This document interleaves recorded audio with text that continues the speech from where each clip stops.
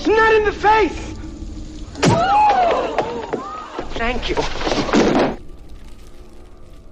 Let's talk about named plaintiffs. How much are they getting? And refresh everyone, what's a named plaintiff? Well, the named plaintiffs are the class representatives. Those are the fighters that represented the class during the class action lawsuit.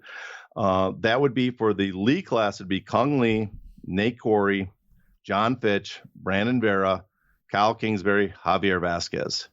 Each of them, I should step back and exclude, Nate Corey was representing the identity class, a class that did not get class certified. So technically, he's no longer a class representative, but the attorneys are asking that he gets compensated anyways because he had basically been part of the case for 10 years. He'd put so much effort into it, they thought he should be compensated. So they're asking that each of those six named class representatives get $250,000 each on top of whatever compensation they get from the settlement. So basically $25,000 for every year this case has taken place is what they're asking for them. For the Johnson class, the plaintiffs, the named plaintiffs of Cajun Johnson, C.B. Dalloway, and Tristan Connolly, they're asking for $60,000 for each of them. So a much smaller amount because that class is it's not been around as long, hasn't been class certified, and just a much smaller pool of money that they're as part of the settlement. How will the payments be made? And what do fighters have to do to make sure they actually get their money? Okay, well, this is very key. This is why we're doing the show. So what's going to happen is there is a group that's going to be in charge of administrating the finances, the money. The Angione Group LLC. I don't know if that's pronounced right, something like that. Angione. There'll be administrating the fund. The UFC is going to pay them $100 million. It's the settlement's agreed. $100 million later in the year, $135 early next year. That $335 million goes into a Huntington National Bank escrow. The administrator, I'll just call them that so I don't mispronounce the company's name again and again. They are going to send a claim form out to each of the fighters to contact the fighters. They have their addresses and emails, hopefully, through the case. They're going to send you a claim form. You have to fill out the claim form, and then they'll distribute you either a check or a wire payable to each claimant. I would recommend for fighters, though, because if you're worried that they don't have your information, that they're not going to contact you, I would recommend that they go to the UFC fighterclassaction.com website.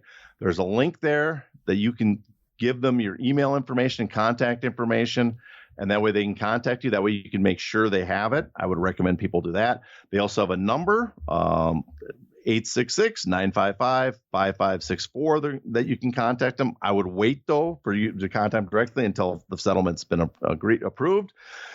But again, the number one thing I think you could do is go to the website, again, UFCfighterclassaction.com, hit the link that you're kept updated and make sure they have your email information. And that way you know that they'll contact you. And so that's that. Just make sure that they have your information. You really don't have to do anything else. They will contact you, send you a form, you fill it out, and then eventually, within a year, I guess, you will get a check or wire payment. And should note too that all the money goes to the fighters. Well, I'll take that back. Not all. If there's a tiny bit left over that it's not cost effective to distribute it, that'll go to charity. But all the money goes to the fighters. And if like the Johnson class, if they don't use up all the money for the Johnson class because more fighters, let's say, sign class action waivers, so the money's not, they have money left over for the Johnson class, that goes to the Lee class and distributed to the Lee claimants. All right. And we will definitely make sure that those phone numbers and links will be in the written portion that we always provide with our episodes. So moving on. What about contractual changes, that injunctive relief we spoke about earlier? Tell me about that, if there's any. Well, there is some. For people that thought this would change the industry, it's probably a little disappointing. What they're basically going to order, or I shouldn't order, but the UFC has agreed to, is the UFC, they made some changes to their contracts shortly after 2017. Between 2017 and 2021, they made changes to their contract, which they basically admit was in response to the antitrust case. They wanted to change their contracts to make it look like that they're not as restrictive as they were before, and that's why France Ngannou got out of his contract, right? That's why they had a sunset clause. That's why fighters got their image rights back after 2 years after the contract ended. So the UFC has now agreed that many of those provisions are going to be retained for 5 years after this agreement. So they can't go back to the pre-217 contracts for at least 5 years. The changes they agreed to are, one, any exclusive negotiating periods are going to not exceed 30 days. So they're going to have a 30-day exclusive negotiating period. The right to match is not going to exceed 4 months, which is probably the big selling point for this agreement, because before back in the old days, you remember, the exclusive negotiating period was 90 days you could have it up to, and the right to match was 12 months. So that's a 15-month period that could be extended. They're claiming now that they're going to keep it for no more than 5 months total for the next 5 years. That's I will get into why that might not. That's a victory, but not as big a victory as they probably hope. Zuffa will limit any extension of the terms of its promotional auxiliary right agreements in the event of a fighter turns down a bout with an opponent, designated to the length of time sufficient to find a new opponent, or for 6 months. This is very similar to their old one, but it's interesting. They have a note. I would say this is in response to Nate Diaz, because what this term means is basically if you turn down a fight, they can still extend your contract 6 months. But they can't keep offering you the same fight. They can't do what they did to Nate Diaz and keep offering him Chimaev and then extending the contract. So basically it is, if you turn down a fighter, you've got to find me a new fighter. Otherwise, you can no longer extend the contract. So I guess that's a positive, not earth-shattering, but that is definitely a positive. Zuffa will change its practice on how the retirement clause operates, and will place a maximum of 4 years to the suspension of the term of the promotional auxiliary right agreement. That's a positive, because a lot of under the sunset clause, the retirement was 5 years for many of them. Now it's down to 4 years if you retire. And I call this the Nick Diaz rule, because remember, Nick sat for years and years and years in retirement, and then finally came back to fight Robbie Lawler, where if this had been in place, he could have left the UFC years ago, right? And then the final two contractual changes are, Zuffa agrees that the UFC fighter retains the right to use their own identities, including, for example, the sale of a fighter's names, image, voices, likeness by third parties of merchandise. This is what they have now. But before, you remember, they would often limit fighters' ability to sell their likenesses to outside other entities that the UFC wasn't working with. Mm-hmm. And then finally, Zuffa agrees to provide fighters up to 3 still images of the fighter, the licensing of which will be governed by a license application to an approval by Getty Images. They started doing this a few years ago, but reading this I will need to get some confirmation, but because you can interpret this as saying that a fighter could basically get their approved Getty Images from a UFC fight or bout, or a UFC event that the UFC owns, and use it in marketing campaigns for themselves, which would be a rather big change, considering how the UFC used to treat that stuff in the past. Give us an example so people know what you're talking about. Well, again, we need some sort of confirmation, but reading it sounds like this is the way it would operate. Right now, you can get 3 images from the UFC. This was a change they made because of the antitrust lawsuit. You can get 3 images, use it for private use, like on your website or a promotional video, right? But this would be like, let's say the fighter got an image of themselves hopping on great when Conor McGregor holding the 2 belts, right, on the octagon when he jumped on the octagon. You remember that? Yep. In New York. That's a great image. Well, if he could get that license agreement from Getty through this, they get to up to 3 still images, and he could use that in like ad campaigns and put it like for his, if a company wanted to use them to sell something, they could use that image, and that image is a much stronger image than him just sitting there, right? Right. And especially for fighters that are not quite as famous as Conor McGregor. If you have, if one of the images provided was, I'm just trying to think of a fighter winning a big fight or in a dramatic moment. And especially if it's in the cage, he's wearing the gloves and maybe holding the belt. That's a much more sellable image for them to use for licensing than just them and their name that a lot of people might not be familiar with. Do you think that any of these changes are going to have real impact? Well, that's the problem. If we'd gone back, let's say 10, 12, 13 years ago, some of these changes would have an impact because there was a lot of competitors out there. Not a lot, but a lot of wannabe competitors. But if people haven't noticed, the MMA industry has kind of dried up the last couple of years. Bellator has merged with PFL. A lot of the PFL fighters are complaining about not getting fights and, whatever their problems over there are. I don't know what kind of resources PFL has going forward because they do burn through a lot of capital. One is now scaled down tremendously. They average like 2 MMA events per event. Almost all their events, over 90%, are held in Thailand. It does not sound like a major MMA competitor. I do not see them going after major free agents. So the ability to get out of your contract with the exclusive negotiating period and the matching clause, that in the past might have been helpful. Today, though, it doesn't. I don't know if it means much. There's just not the entities out there that you could take advantage of. This is not the era when Strikeforce was around, right? Or when Bellator was, throwing money around. It's a much different era. So on that front, I don't see these changes doing much to change the industry. And on top of that, there's just the fact that the UFC is still just a massive entity. So you throw that in there. Again, these changes, they're nice. They're better than what fighters, they guarantee some stuff, but they are not really going to do much for the industry, I don't think. And let's not forget, these changes are for 5 freaking years. That's all. They're not permanent. Let me ask you this. When do those 5 years kick in? After all the payments are made? When they start making the payments? When does that particular part? I am pretty sure, I have to double check, but I'm pretty sure when they have an agreement, approved agreement, or at least the judge temporarily approves the agreement before everything else. But as soon as that's made, then they go into effect. Current contracts have to be changed to match this as well. So if they're worse, but again, these are not the changes that the UFC position in the market is not going to be threatened by these changes at all.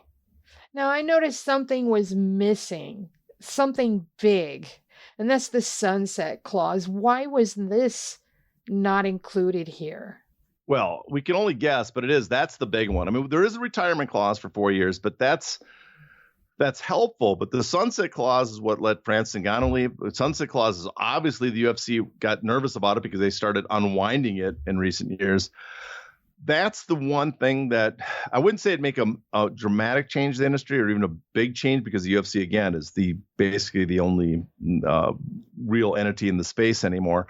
But it offers a chance for some change because guys like Ngannou or other big name fighters could possibly go somewhere else, and that adds some competition to the mix.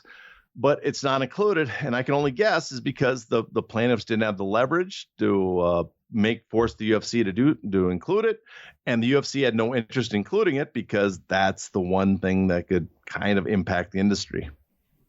Huh. Even though they're the 800-pound gorilla in the room and nobody can really keep up, they're still gonna whip that thing around, aren't they? Well, I mean, there is a reason why their margins are so high. Yeah. And they're so high is because they make sure the fighters have very little leverage to increase their margins. Yep. Now, who won and who lost here? And I have a really good idea what you're going to say, but I'm going to ask it anyway.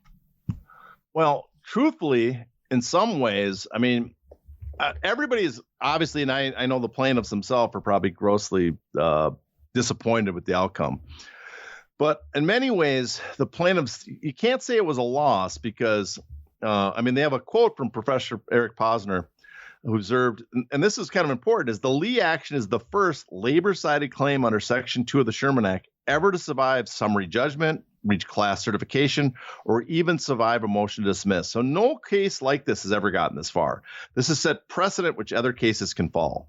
On top of that, the amount they got awarded is probably by far the biggest, especially for athletes.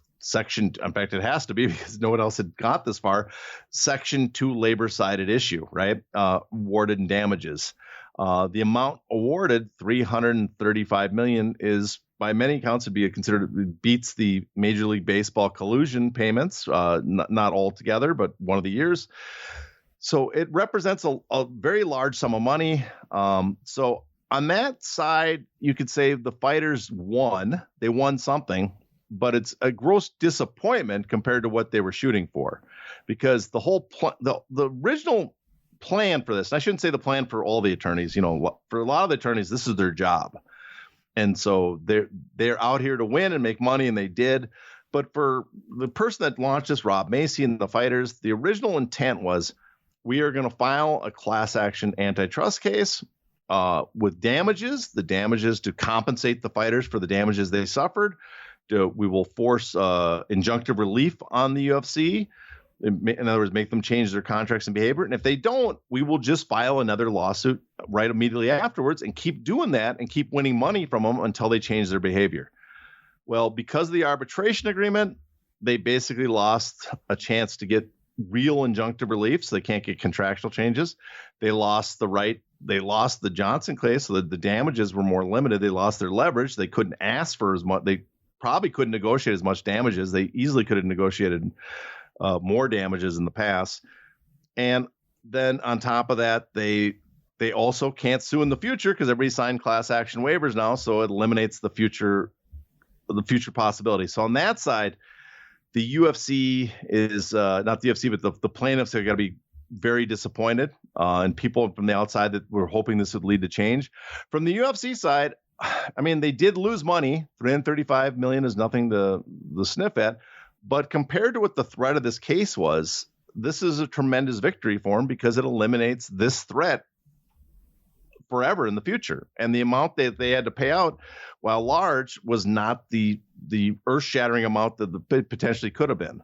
So the UFC, you don't want to say the UFC won per se, because they did have to pay some money out, but the UFC, they have to be pleased with the result compared to what the possibilities could have been if the Supreme Court had not ruled back in 2019 that arbitration and class action waivers were constitutional.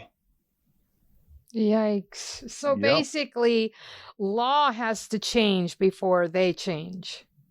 Basically, I mean, they lucked out. In many ways, the UFC lucked out because I don't even know if they really lucked out. I mean, there's a reason they love Donald Trump besides the fact that he held their early Zuffa events in New Jersey. He appointed Gorsuch to the Supreme Court.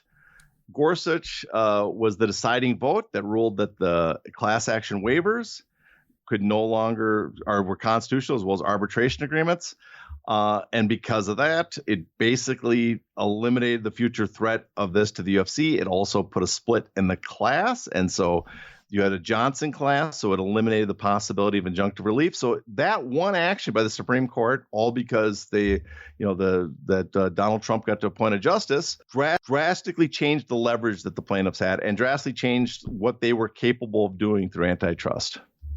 Now, you keep using the term that set a precedent. Remind everybody what that means to set precedent. Well, in court, our court system, generally you have to find when a precedent is set is you look back at previous courts' rulings to see how the court should rule based on, so in other words, our rule law is based on previous rulings built upon one another. So, if something was illegal in the past, a certain action, we could point to it and say the previous courts had ruled that was illegal, and so we should do the same, and that's the standing we have. So when something new comes up and sets a new standard, either because they break with the past and says it was a wrong decision in the past, or because because we need a new ruling because these are new situations, new entities, new businesses, whatever, new markets. When those rulings happen, then it sets a precedent for this industry or this school of law, and the courts in the future will look back at that case and use that as an example of how they should rule. So what is next? Is there anything else fighters can do to try and push back or change the industry, or is this pretty much it? Well, I mean, technically there's plenty they can do, possibly, right? But there is a lot of problems. One is this was always considered one of the best options. Why? Because let's be honest, most fighters don't want to take the risk to do anything. What made this case great is because a select handful, small number of fighters could represent all the fighters. So instead of all of them putting their neck on the line, only a few of them had to go out and be public about it. which seems to be the best way to do it when you're talking about MMA fighters, because the vast majority will not take part in something like, appealing to the joining a union or association or going to Congress to a petition for the Ali Act. But I guess, they could, again, go to Congress, but that seems very difficult to get federal legislation. The best bet right now, I would say, is with the current antitrust divisions in the Department of Justice and FTC, and possibly the NLRB with the employee status, because the Biden administration had put out an executive order that they were to focus on competition, competitiveness in industries, and especially on monopsony power and labor rights. Because this case got this far, in many ways, that class certification that the judge granted last year could be looked at as a document that lays out how the UFC has market power, monopoly, and monopsony power, and how it abuses it. So they could use that to contest this. Now, here's where the problem is. One is you got to get the FTC or Department of Justice interested. What fighters, what entity people are going to go to them to get them to pay attention to UFC fighters? That's one problem. The other problem, we got a trial. And this administration might be willing to do something about it. This administration, the FTC, remember, already ruled that non-competes of all sorts are illegal. And I've talked to many people. They view that the matching period and the exclusive negotiating period would fall under the FTC's definition of a non-compete. So if their ruling is upheld by the courts, those might be thrown out of the UFC contracts, just be ruled illegal. But so this is current administration's departments of antitrust and certain department heads are very much in favor of doing this stuff. But if they lose and Donald Trump comes into office, right, in his administration, his previous head of his Department of Justice antitrust division, Macon Delarim, was a former lobbyist for the UFC. And now he works at the law firm that represents Endeavor in the UFC. So things like you can't imagine him being as gung-ho, and I shouldn't say him personally, but his administration, whoever he points there from the Republican side, being as gung-ho to go after something like that. So the risk, like I said, there's a reason why the UFC and Donald Trump are so close, and it's not just because of what he did, 20 some years ago in New Jersey. It's a transactional relationship. He gets a lot of, basically free events to promote himself, and the UFC in return is going to get an administration that is much more protective of their industry than the current Biden administration is. They didn't have to worry about this with previous Democratic administrations because they were terrible with antitrust. I think the FTC that did not do anything about the Strikeforce acquisition is clear enough that they had no interest in enforcing it back then either. But now it's a whole different ballgame. Gonna throw you a curveball right quick. Once before we discussed other promotions being able to sue. What does that look like now? It's very possible, but I just don't see the major promotions that would sue are One Championship and PFL, right? Right. I don't see either one having interest in suing because they want to run a similar business model. They don't want to break up this business model because that's what they're pitching to their investors, is basically to run the same business model, just as a different, they want to be the Pepsi to the UFC's Coke. We will have massive margins too. We just won't make as much money the UFC. But I think a promoter, if some promoter, had standing and some promoter went to the Department of Justice or FTC, he can make an allegation towards them, or he could file his own. The problem is who in the statute of limitations now has standing to file that they were forced out of business because of the UFC. We're basically long. I don't see any current entities that can make that claim that would do it. I think you could possibly file. I think very likely you could, if you're in Europe, you could file something, because I do think there's a good chance that the UFC violates European competition law the way they're set up. Based on other cases, there's a international skating union case that seems to suggest that the way the UFC operates would not match EU standards. But again, you got to find people to bring this forward, and the people in power are probably not super interested. This is not a high priority. You got to make it a priority. All right. One final thing here, and it's basically a reiteration of what the fighters need to do to make sure they get their money. What they need to do is first be on the lookout when it gets approved. Well, first pay attention to us. We will have an announcement, right? So if you're paying attention to our show, our podcast, we will have an announcement when it finally gets approved. Beyond that, I would say the number one thing you could do is they should be sending you a piece of mail or an email when it finally gets approved. But just to be safe, I would go to the UFC Fighter ClassAction.com. That's the website they set up. They have a button for fighters. You hit that, you enter your email and information, and they will send you information to keep you updated about what the settlement is. Eventually, if they have your contact information, when it's finally approved, they will send you an email that'll have all your details of your career, basically the number of fights during the class period, the amount of compensation you made, and then you can, you approve or you say that's correct, or you can say you missed something and they can correct it. But that's the number one.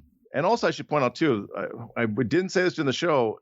Remember too, if you fought during the Lee period and the Johnson period, during both, you're a member of both classes. So it's possible you could be awarded damages from both classes.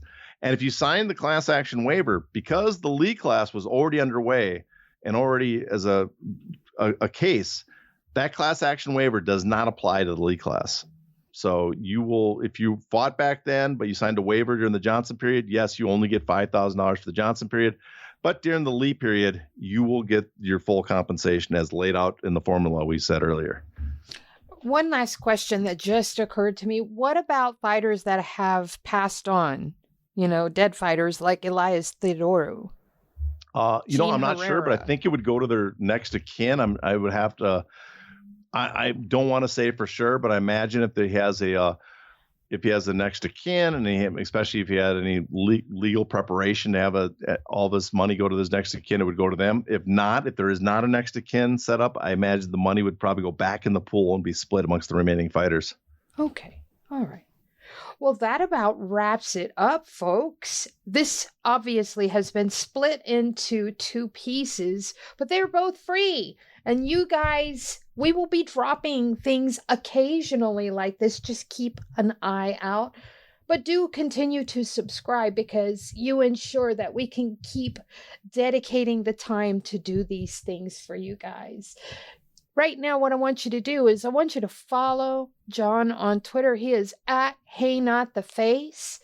His direct messages are open. So if you have questions, comments, suggestions, drop them right there.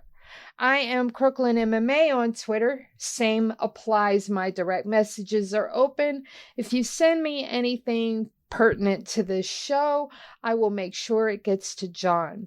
From here, y'all know the drill. Subscribe, and until next time, please stay safe. Ow! Ow! Not the face! Ooh! Okay, the face!